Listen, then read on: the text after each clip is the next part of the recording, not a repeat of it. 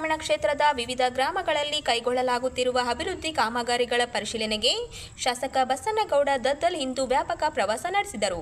ಚಂದ್ರಬಂಡ ಯಾಪಲ್ದಿನ್ನಿ ವ್ಯಾಪ್ತಿಯ ಗ್ರಾಮಗಳಿಗೆ ಭೇಟಿ ನೀಡಿ ಕಾಮಗಾರಿಗಳ ಪ್ರಗತಿಯನ್ನು ಪರಿಶೀಲಿಸಿದರು. ರಾಯಚೂರು ಗ್ರಾಮೀಣ ಕ್ಷೇತ್ರದ ವ್ಯಾಪ್ತಿಯಲ್ಲಿ ನಡೆಯುತ್ತಿರುವ ರಸ್ತೆ, ಸೇತುವೆ ಹಾಗೂ ಮೂಲಸೌಕರ್ಯ ಅಭಿವೃದ್ಧಿ ಕಾಮಗಾರಿಗಳನ್ನು ಶಾಸಕ ಬಸನಗೌಡ ದದ್ದಲ್ ಅಧಿಕಾರಿಗಳು ಹಾಗೂ ಸ್ಥಳೀಯ ಮುಖಂಡರೊಂದಿಗೆ ಭೇಟಿ ನೀಡಿ ಪರಿಶೀಲಿಸಿದರು. ಚಂದ್ರಬಂಡ ಹಾಗೂ ಯಾಪಲ್ದಿನ್ನಿ ಸೇರಿದಂತೆ ವಿವಿಧ ಗ್ರಾಮಗಳಿಗೆ ಭೇಟಿ ನೀಡಿದ ಅವರು ಕಾಮಗಾರಿಗಳ ಗುಣಮಟ್ಟ, ಪ್ರಗತಿ ಹಾಗೂ ಸಾರ್ವಜನಿಕರಿಗೆ ಆಗುತ್ತಿರುವ ಅನುಕೂಲಗಳ ಕುರಿತು ಅಧಿಕಾರಿಗಳಿಂದ ಮಾಹಿತಿ ಪಡೆದರು. ಇದೇ ವೇಳೆ ಗ್ರಾಮಸ್ಥರು ಹಾಗೂ ರೈತರ ಅಹವಾಲುಗಳನ್ನು ಆಲಿಸಿ ಸಮಸ್ಯೆಗಳ ಶೀಘ್ರ ಪರಿಹಾರಕ್ಕೆ ಸಂಬಂಧಿಸಿದ ಇಲಾಖೆಯ ಅಧಿಕಾರಿಗಳಿಗೆ ಅಗತ್ಯ ಸೂಚನೆಗಳನ್ನು ನೀಡಿದರು. ಡಿ. ರಾಂಪುರ ನಡಗಡ್ಡೆ ಮಾರ್ಗದ ಕುರುವಕುರ್ದ ಗ್ರಾಮಕ್ಕೆ ಸಂಪರ್ಕ ಕಲ್ಪಿಸುವ ಉದ್ದೇಶದಿಂದ ಕೃಷ್ಣಾ ನದಿಗೆ ಅಡ್ಡಲಾಗಿ ಸುಮಾರು 19 ಕೋಟಿ ರೂಪಾಯಿ ವೆಚ್ಚದಲ್ಲಿ ನಿರ್ಮಾಣವಾಗುತ್ತಿರುವ ಸೇತುವೆ ಕಾಮಗಾರಿಯನ್ನು ವಿಶೇಷವಾಗಿ ಪರಿಶೀಲಿಸಿದ ಶಾಸಕರು ಕಾಮಗಾರಿಯನ್ನು ಗುಣಮಟ್ಟದಿಂದ ಹಾಗೂ ನಿಗದಿತ ಅವಧಿಯೊಳಗೆ ಪೂರ್ಣಗೊಳಿಸುವಂತೆ ಸೂಚಿಸಿದರು.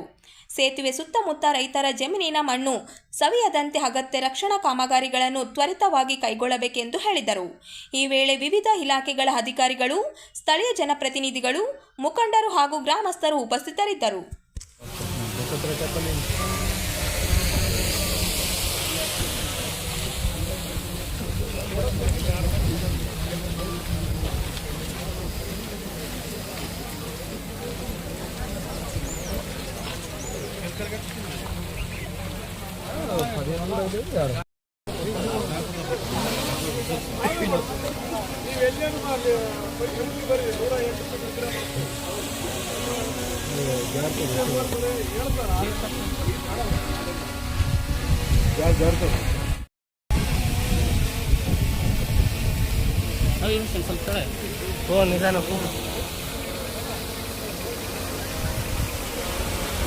ರಾಯಚೂರು ಗ್ರಾಮೀಣ ವಿಧಾನಸಭಾ ಕ್ಷೇತ್ರದಲ್ಲಿ ಇವತ್ತು 3 ಐಲ್ಯಾಂಡ್ಗಳನ್ನು ಬರ್ತಾ ಇದೆ. ಕುರುವಕುರ್ದ ಗ್ರಾಮ ಮತ್ತು ಕುರುವಕಲಾ ಅಂತೇಳಿ ದತ್ತ ಟೆಂಪಲ್ಲು, ಶ್ರೀಪಾದ ವಲ್ಲಭರ ಅದೊಂದು ಐಲ್ಯಾಂಡ್ ಮತ್ತು ಗ್ರಾಮವನ್ನು ಇದೆ.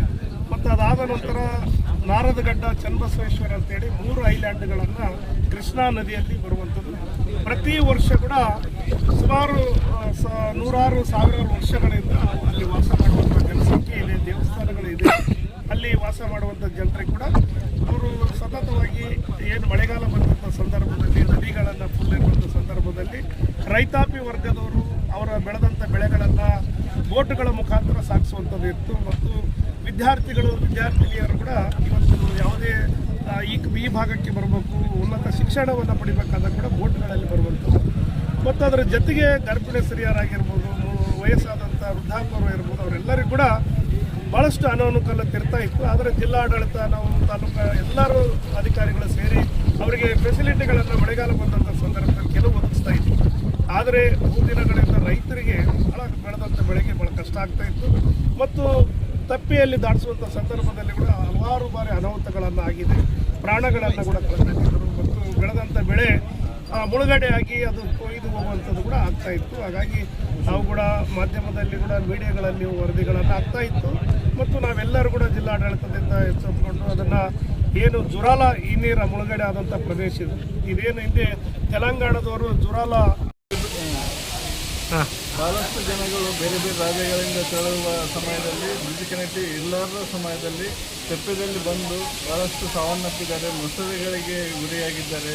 ಮತ್ತು ಸ್ಕೂಲ್ ಮಕ್ಕಳು ತೆಪ್ಪದಲ್ಲಿ ಹೋಗೋ ಸಮಯದಲ್ಲಿ ಮೊಸಳೆಗಳ ತಾಯಿ ಕಾಲಿಗೆ ಸಂಬಂಧ ಆಗಿದೆ. ಭಾಳಷ್ಟು ಜೂನ್, ಜುಲೈ, ಆಗಸ್ಟ್, ಸೆಪ್ಟೆಂಬರ್ ತಿಂಗಳಲ್ಲಿ ನೀರಿನ ಪ್ರಭಾವ ಜಾಸ್ತಿ ಇರೋದರಿಂದ ಜನಗಳು ತೆಪ್ಪದಲ್ಲಿ ಮುಳುಗೋದಾಗಿ ಭಾಳಷ್ಟು 4-5 ಜನ ಸಾವನ್ನಪ್ಪಿದ್ದಾರೆ. ಮತ್ತು ಸ್ಕೂಲ್ ವಿದ್ಯಾರ್ಥಿಗಳು ಸಾವನ್ನಪ್ಪಿದ್ದಾರೆ. ಬ್ರಿಡ್ಜ್ ಕನೆಕ್ಟಿವಿಟಿ ಇರೋದ್ರಿಂದ ಎಲ್ಲರಿಗೂ ಅನುಕೂಲ ಆಗಿದೆ, ಸ್ಕೂಲ್ ಮಕ್ಕಳಿಗೆ ಎಲ್ಲರಿಗೂ ಭಾಳಷ್ಟು ಅನುಕೂಲ ಆಗಿದೆ. ಮತ್ತು ಭತ್ತ, ರಾಗಿ ಎಲ್ಲ ಸಾಗಿಸೋಕ್ಕೂ ಭಾಳಷ್ಟು ಅನುಕೂಲ ಆಗಿದೆ. ಈ ಎಲ್ಲ ಕಾರಣ ನಮ್ಮ ಕ್ಷೇತ್ರದ ಶಾಸಕರು, ನಮ್ಮ ಎಲ್ಲ ಶಾಸಕರು ಇವತ್ತು ಭಾಳಷ್ಟು ತಿರುಗಣೆ ಆಗುತ್ತೆ. ಎಲ್ಲ ಗ್ರಾಮೀಣ ಜನತೆಗೆ ಮತ್ತು ಸಾವರಿಗೆ ಭಾಳಷ್ಟು ತಿರುಗಣೆ ಆಗಿರ್ತದೆ. ತುಂಬ ಹೃತ್ಪೂರ್ವಕ ಅಭಿನಂದನೆಗಳು ಸಾವರಿಗೆ.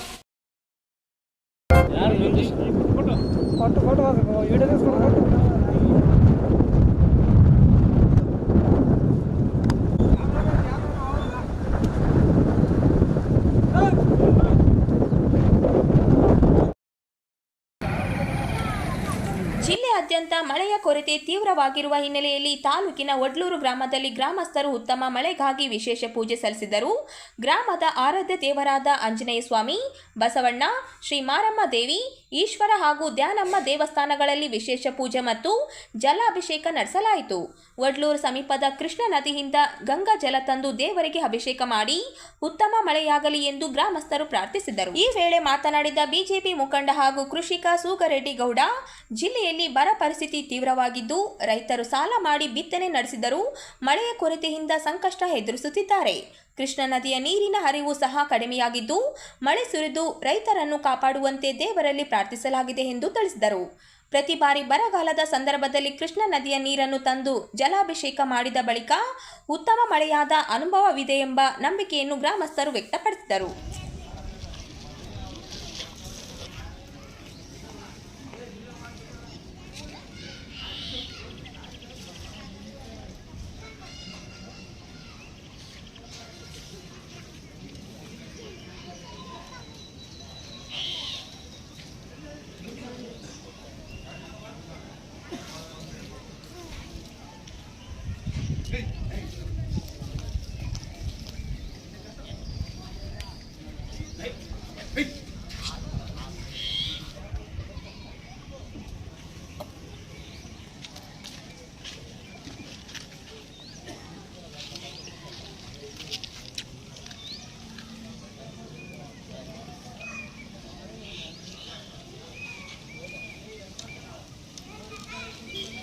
ಶಾಂತೆಯಿಂದ ಅಕ್ಕ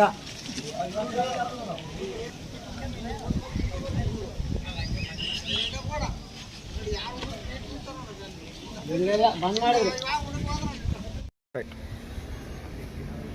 ಈಗ ನಮ್ಮೂರಿನ ಗ್ರಾಮಸ್ಥರು ಏನಂದರೆ ಪ್ರತಿ ವರ್ಷ, ಯಾಕಂದರೆ ಈಗ ಆಲ್ರೆಡಿ ಹತ್ತಿ ಮತ್ತು ತೊಗರಿ ಬಿತ್ತನೆ ಮಾಡಿ ಮಳೆ ಸಲುವಾಗಿ ಎಲ್ಲರೂ ಪಶ್ಚಾತ್ತಾಪಪಟ್ಟು ಮತ್ತು ಅದರ ಜೊತೆಗೆ ಎಲ್ಲ ಕಾಳುಗಳೆಲ್ಲ ಭೂಮಿಯಲ್ಲಿ ಹಾಕಿ ಈಗ ಆಲ್ರೆಡಿ ಮಳೆ ಇಲ್ಲದೆ ಈಗ ಆಲ್ರೆಡಿ ಒಂದು ತಿಂಗಳಿಂದ ಎರಡೆರಡು ಸಲ ಬಿತ್ತನೆ ಮಾಡಿ ಈಗ ಎಲ್ಲ ನಮ್ಮ ಊರಿನ ದೇವತೆಗಳಿಗೆ, ನಮ್ಮ ಊರಿನ ಎಲ್ಲ ಸಾರ್ವಜನಿಕರು ಮತ್ತು ಎಲ್ಲ ಸಮಾಜ ಬಂಧುಗಳು, ಎಲ್ಲ ರೈತ ಮಿತ್ರರು ಎಲ್ಲರೂ ಮೇಲೆ ಎತ್ತಿ ಈಗ ಮಳೆ ದೇವರಿಗಾಗಿ ಇದು ಮಾಡ್ತಾ ಇವತ್ತು ಬೆಳಿಗ್ಗೆ ಎಲ್ಲರೂ ಹೋಗಿ, ಎಲ್ಲ ಸಮಾಜದವರು ಎಲ್ಲರೂ ಕೂಡಿ ಹೋಗಿ ಸೂಗರೇಶ್ವರ ಇದು ಕೃಷ್ಣಾ ನದಿಯಲ್ಲಿ ನೀರನ್ನು ತಗೊಂಬಂದು ಪ್ರತಿ ವರ್ಷ ನಾವು ಯಾವುದು ಬರಗಾಲ ಇದ್ದ ಟೈಮ್ನಲ್ಲಿ ನಾವು ಇದೇ ಥರ ಇದು ಮಾಡಿದರೆ ನಮಗೂ ಮಳೆ ದೇವರು ಕರುಣೆ ತೋರ್ತಾನಂತ ನಮ್ಮ ಊರಿನ ರೈತರು ಮತ್ತು ನಾವೆಲ್ಲರೂ ಸೇರಿ ನಮ್ಮ ಊರಿನ ಆಂಜನೇಯ ದೇವಸ್ಥಾನ ಮತ್ತು ಮಾರಮ್ಮನ ದೇವಸ್ಥಾನ, ಕೆಂಚಮ್ಮನ ದೇವಸ್ಥಾನ ಇವೆಲ್ಲ ದೇವತೆಗಳಿಗೂ ನಾವು ತಲಾ 101 ತಂಬಿಗೆ ಹಾಕಿದಾಗ ನಮ್ಮ ರೈತರಿಗೆ ಮತ್ತು ಸುತ್ತಮುತ್ತಲಿನ ಎಲ್ಲ ಹಳ್ಳಿ, ನಮ್ಮ ಕರ್ನಾಟಕ ಆಗಲಿ ನಮ್ಮ ಊರಾಗಲಿ ಎಲ್ಲರಿಗೂ ಮಳೆ ಬಂದು ಎಲ್ಲ ಒಂದು ಒಳ್ಳೆಯ ಇದಾಗಲಿ ಅಂತೇಳಿ ನಮ್ಮ ದೇವತೆಗಳಿಗೆ ನಾವು ಈ ನೀರು ಹಾಕೋಂಥ ಇವತ್ತು ಇದೆಲ್ಲರೂ ಸೇರಿ, ಊರಿನವರು ಎಲ್ಲರೂ ಸೇರಿ ರೈತರು ಯಾಕಂದರೆ ಕಂಗಾಲಾಗಿದ್ದಾರೆ. ಆ ಒಂದು ವಿಷಯಕ್ಕೆ ನಾವು ದೇವತೆಗಳು ಏನಾದರೂ ನಮ್ಗೆ ಇದು ಮಾಡಿ ಮಳೆ ದೇವರು ಬಂದರೆ ಎಲ್ಲ ಅಂಥೇಳಿ ನಾವು ಅಲ್ಲಿಂದ ಇಲ್ಲಿಗೆ ಮಾಡಿರ್ತಕ್ಕಂಥ ಒಂದು ಈ ಆಚರಣೆಗಳನ್ನು ಮಾಡ್ಕೊಂಡ್ವಿ. ನಮಗೆ ಒಳ್ಳೆಯದಾಗ್ತದೆ. ದೇವರು ಮಾರಮ್ಮವ್ವ ಮತ್ತು ಆಂಜನೇಯ ಸ್ವಾಮಿ, ಬಸವಣ್ಣ, ಈಶ್ವರ ಎಲ್ಲ ಒಂದು ದೇವತೆಗಳಿಗೆ ನಾವು ಇದೇ ರೀತಿ ಯಾವಾಗಲೂ ಮಾಡ್ತಾ ಇರ್ತೀವಿ. ದೇವರು ಕರುಣೆ ತೋರ್ತಾನಂತ ದೇವ್ರ ಮೇಲೆ ಭಾರ ಇಟ್ಟು, ಮಳೆ ದೇವ್ರ ಮೇಲೆ ಭಾರ ಇಟ್ಟು ಇಷ್ಟೆಲ್ಲ ಬೆಳಗ್ಗೆಯಿಂದ ನಮ್ಮೂರಿನ ರೈತರು, ಮುಖಂಡರು, ಊರಿನ ಎಲ್ಲ ರೈತರು ಸೇರಿ ಈ ಒಂದು ಇದು ಮಾಡಿದ್ದೀವಿ. ನಮಗೆ ದೇವರು ಕರುಣೆ ತೋರ್ಬೇಕಂತ ಹೇಳ್ತಾ ನನ್ನ ಎರಡು ಮಾತು. ಸೂಗರೆಡ್ಡಿ ಗೌಡ, ವಡ್ಲೂರು.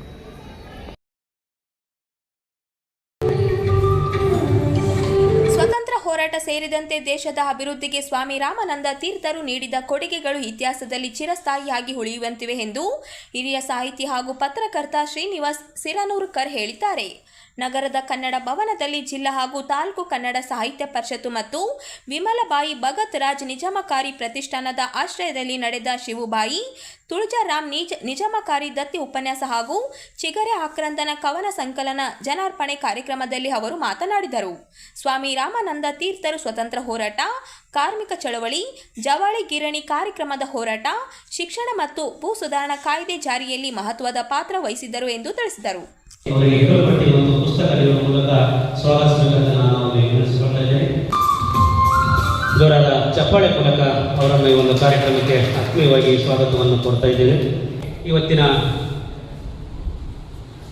ಕೃತಿ ಜನಾರ್ಪಣೆ ಮತ್ತು ಕವನ ಸಂಕಲನದ ಕುರಿತು ಇಂದಿರಾ ಆರ್ ನಿವೃತ್ತ ಉಪನಿರ್ದೇಶಕರು ರಾಯಚೂರು ಅವರನ್ನು ಕೂಡ ಭಾವಿಸಿ ಹೆಗಲುಪಟ್ಟಿ ಮತ್ತು ಪುಸ್ತಕ ನೀಡುವ ಮೂಲಕ ಸ್ವಾಗತಿಸಬೇಕಂತ ನಾನು ಅವರಲ್ಲಿ ನೆನೆಸಿಕೊಳ್ತಾ ಇದ್ದೇನೆ. ಶ್ರೀಮತಿ ಇಂದಿರಾ ಆರ್ ಮೇಡಮ್ ಅವರನ್ನು ಈ ಒಂದು ಕಾರ್ಯಕ್ರಮಕ್ಕೆ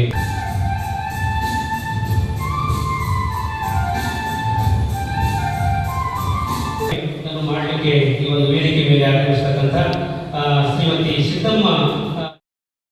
ನಮ್ಮ ದೇಶಕ್ಕೆ ಸ್ವಾತಂತ್ರ್ಯ ಬಂದರೂ ಕೂಡ ಈ ನಾಡಿಗೆ ಅಂದರೆ ಹೈದರಾಬಾದ್ ಕರ್ನಾಟಕ ಭಾಗಕ್ಕೆ 18 ಜಿಲ್ಲೆಗಳಿಗೆ ಸ್ವಾತಂತ್ರ್ಯ ಬಂದಿರಲಿಲ್ಲ. ಅಂದಿನ ನಿಜಾಮ್ ಸರ್ಕಾರವು ಇಲ್ಲಿ ಸ್ವಾತಂತ್ರ್ಯ ಬರಲಾರದಕ್ಕೆ ಎಲ್ಲ ಕೊಲೆಗಳು, ಲೂಟಿಗಳು, ಹೆಣ್ಣುಮಕ್ಕಳ ಮಾನಭಂಗ ಮುಂತಾದ ಕೃತಿಗಳಿಂದ ಭಾಳ ಸತಾಯಿಸಿದ್ರು. ಸೈತಾನ ಕೃತಿಯಿಂದಾಗಿ ಇಲ್ಲಿಯವರು ಏನು ಮಾಡಬೇಕಂತ ಗೊತ್ತಾಗಲಿಲ್ಲ. ಆವಾಗ ಒಂದು ಸೂರ್ಯಪ್ರಕಾಶ ಇಲ್ಲಿ ಹುಟ್ಟುತ್ತದೆ. ಅವರೇ ನಮ್ಮ ಸ್ವಾಮಿ ರಮಣನ್ ತೀರ್ಥರು. ಇವರು ಮೂಲತಃ ಬಿಜಾಪುರ ಜಿಲ್ಲೆಯ ಸಿಂದಗಿ ತಾಲೂಕಿನವರು. ಆದರೂ ಕೂಡ ಅವರ ಕಾರ್ಯಕ್ಷೇತ್ರ ಕರ್ನಾಟಕ ಕೆಲವು ಭಾಗ, ಆಂಧ್ರ ಮತ್ತು ತೆಲಂಗಾಣದ ಈ ಭಾಗ, ಮರಾಠವಾಡ ಇಲ್ಲಿ ಹಮ್ಮಿಕೊಂಡಿದ್ದರಿಂದ ಇವರು ಈ ಚಳವಳಿಯಲ್ಲಿ ಭಾಗವಹಿಸೋದ್ರಿಂದ ನಮ್ಮಪ್ಪ ತುಳಜಾರಾಮ್ ತಾಜುದ್ದೀನ್ ಹಾಕಿದ್ದ, ನಮ್ಮಮ್ಮ ಶಿವಬಾಯಿ ಸುಬಾನ್ ಬೈ ಹಾಕಿದ್ರು, ನಾನು ಭಗತರ ನಿಜಾಂಕರ್ ಬಾವುದ್ದೀನ್ ಹಾಕಿದ್ದೆ. ಇವೆಲ್ಲ ತಪ್ಪಿಸಿಕೊಂಡು ಇವತ್ತು ಸ್ವತಂತ್ರವಾಗಿ ನಾನು ಮಾತಾಡೋದು ನಮ್ಮನ್ನು ಸ್ವಾತಂತ್ರ್ಯ ಕೊಟ್ಟ ಜೀವಂತ ವ್ಯಕ್ತಿ ಸ್ವಾಮಿ ರಮಣ ತೀರ್ಥರು. ರಮಣ ತೀರ್ಥರ ಬಗ್ಗೆ ಹೇಳಬೇಕಾದ್ರೆ ನಾನು ಕೆಲವು ವರ್ಷ ಸಿಂದಗಿಯಲ್ಲಿ ಒಂದು 10 ವರ್ಷ ಅಪ್ಪರ ಕೃಷ್ಣ ಪ್ರದೇಶದಲ್ಲಿ ಬೇಕಾದ ಕೆಲಸ ಮಾಡ್ತಿರುವಾಗ ಮೋಟಿಗಿ ರೋಡ್ ಹತ್ರ ಇರುವ ರಮಣ ತೀರ್ಥರ ಮನೆ ವಾಡ ಅಂದರೆ ಪ್ರತಿ ಸಂಡೇ ಬಜಾರ್ಗೆ ಹೋಗಿ ನೋಡ್ತಿದ್ವಿ ಯಾರ್ದು ಮನೆ ಅಂದಮೇಲೆ ಅವ್ರು ನನಗೆ ತಿಳಿಸಿದರು. ಅದಾಗಲೇ ನಾನು ಸಣ್ಣ ವಯಸ್ಸಿನಿಂದ ನಮ್ಮ ತಂದೆ ತಾಯಿಗಳಿಂದ